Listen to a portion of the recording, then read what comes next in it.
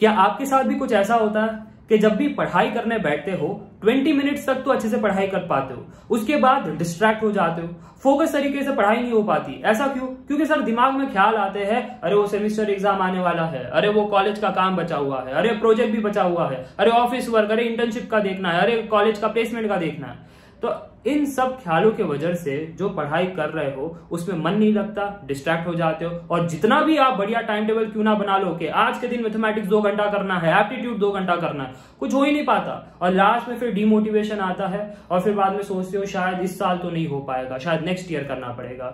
और आप हमेशा तलाश में रहते हो कि यार कोई हमें स्ट्रैटेजी बता दे कि देर तक पढ़ाई कैसे करें, फोकस तरीके से पढ़ाई कैसे करें, लर्निंग टाइम को इंक्रीज कैसे करें। तो ये वीडियो आपके लिए काफी इंपॉर्टेंट होने वाला है, क्योंकि मैं सारी स्ट्रैटेजीज बताने वाला हूं इस वीडियो में जिससे आप अपनी लर्निंग टाइम को इंक्रीज कर सकते हो।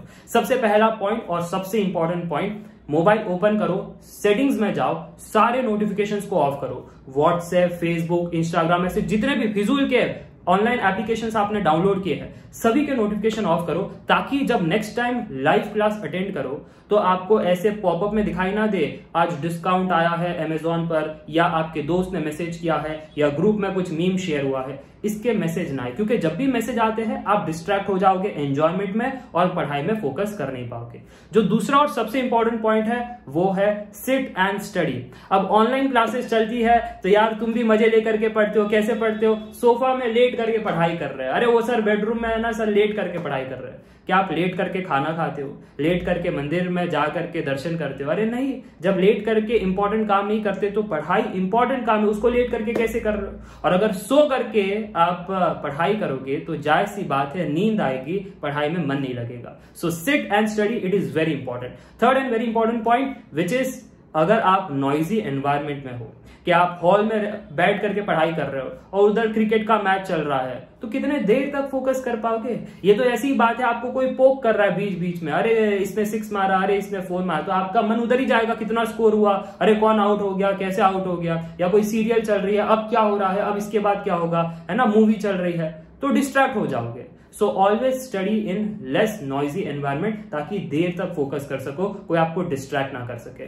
Fourth point is don't over eat and study. बहुत सारे बच्चे बहुत दबा करके खाते, एकदम पेट एकदम टाइट हो गया सर जी, और फिर है ना पढ़ाई करने बैठते हैं। अरे तो 10 मिनट भी हार्डली पढ़ाई कर पाओगे। क्यों? क्योंकि उसके बाद नींद आ जाती है। जब ओवर खाया है तो जायज सी बात है फिर सोना पड़ेगा, तो पढ़ाई कैसे कर पाओगे? तो वो मत करना। और फिफ्थ, और जो मेरे एक्सपीरियंस से मैं बता रहा हूं, अगर आप मूवी देखते हो तो आप 3 घंटे अच्छे से फोकस रह पाते हो। अगर आप वेब सीरीज देखते हो तो 8 घंटे का वेब सीरीज ऐसे खत्म कर देते हो। इसका मतलब फोकस में कोई कमी नहीं है, बात कुछ और है, यानी आप मजा नहीं ले पा रहे हो पढ़ाई करते वक्त। और वो इसलिए हो पाता है क्योंकि आप फॉर्मूला रट्टा मारते हो। आप चाहते हो कि मेरे मार्क्स आ जाए, गेट क्वेश्चन बने, आप समझना नहीं चाहते। और जब भी आप समझने के पीछे जाते हो ना, तब आपको बोरियत नहीं होती है, मूवी समझ में आती है, वेब सीरीज समझ में आती है, इसलिए मजा आता है। बट अगर आप पढ़ाई को समझोगे नहीं कि ये कंसेप्ट क्यों बना है, किधर अप्लाई करते हैं, किधर इसको देखा है, रियल लाइफ से कैसे जोड़ना है, जब चीज वो आप समझ जाओगे ना तो मजा आएगा। मजा आएगा तो देर तक पढ़ाई कर पाओगे,